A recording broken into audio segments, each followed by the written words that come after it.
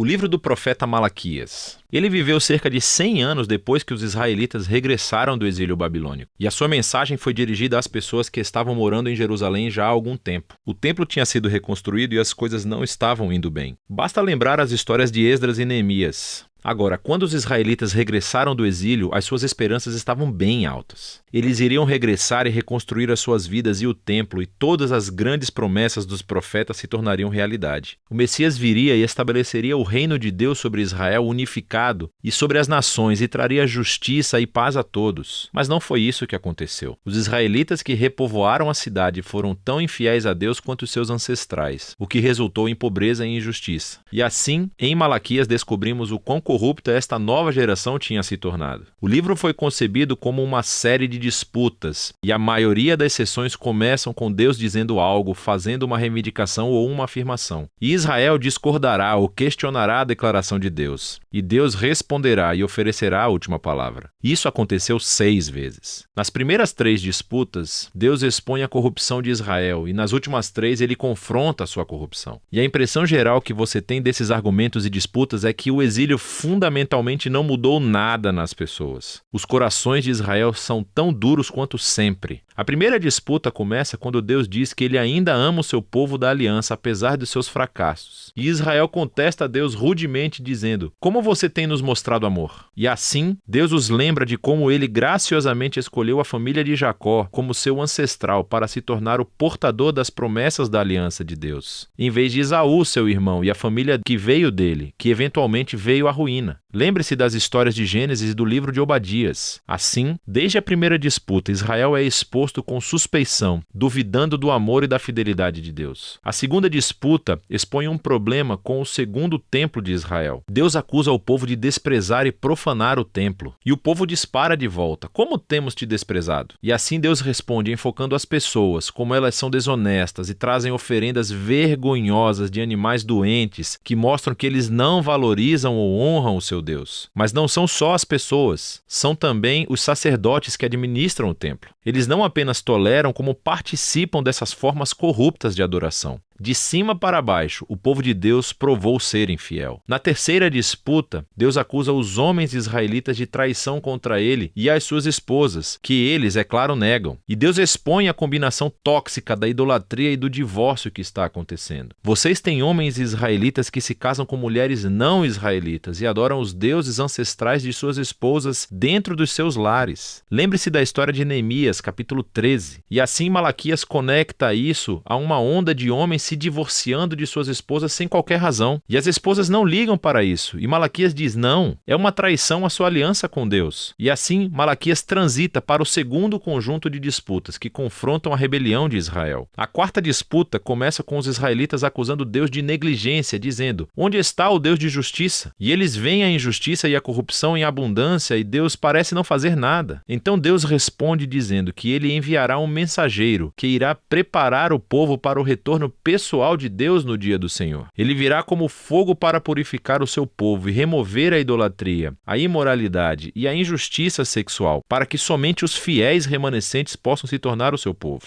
Na quinta disputa, Deus chama o povo para voltar-se a ele. E as pessoas dizem: como podemos voltar atrás? Deus confronta o seu egoísmo. Ele mostra como eles pararam de oferecer o dízimo dos seus rendimentos para o templo. Agora, essa palavra dízimo significa apenas 1/10. É a quantia do rendimento e fruto do seu trabalho que os israelitas deveriam doar anualmente para apoiar o templo e os seus sacerdotes. Essa prática é apresentada em diferentes partes da Torá. Agora, sabemos através de Malaquias e do livro de Neemias que as pessoas estavam negligenciando essa responsabilidade. E assim o templo caiu em desuso. E Deus os confronta. Ele diz que quer abençoá-los com abundância, mas somente se eles forem fiéis. Na disputa final, as pessoas acusam Deus e dizem que é inútil servi-lo. Eles veem pessoas más e orgulhosas tendo sucesso na vida e Deus não faz nada. E a resposta de Deus pela primeira vez no livro não é um discurso, mas sim uma pequena história sobre os fiéis remanescentes de Israel. Pessoas que temem o Senhor e amam se reunir e falar sobre como honrar a Deus e servi-lo. E assim, Deus ordena que um pergaminho de memória seja escrito para essas pessoas, para que possam ler o pergaminho e se lembrar do caráter e das promessas de Deus.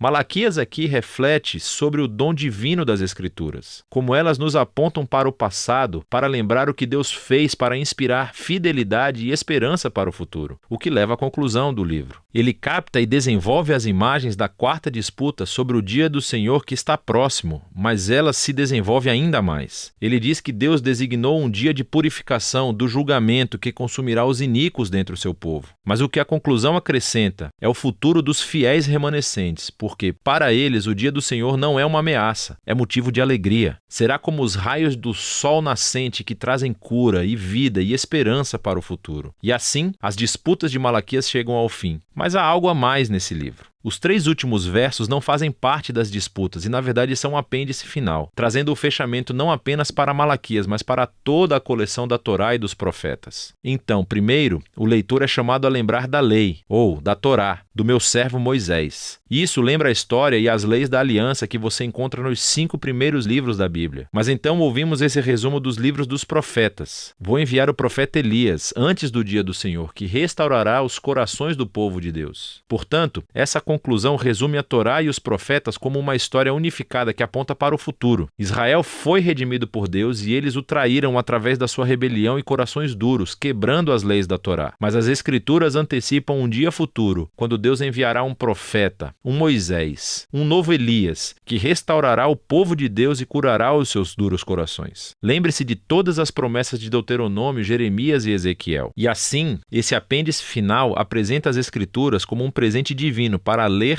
ponderar e orar. Eles dizem a verdade sobre a condição humana, sobre o nosso egoísmo e o nosso pecado, mas também anunciam a promessa de Deus de que um dia Ele enviará um mensageiro e depois compareceria pessoalmente para enfrentar o mal, restaurar o seu povo e trazer a sua aliança. E é dessa esperança futura de que tratam Malaquias, a Torá e todos os profetas.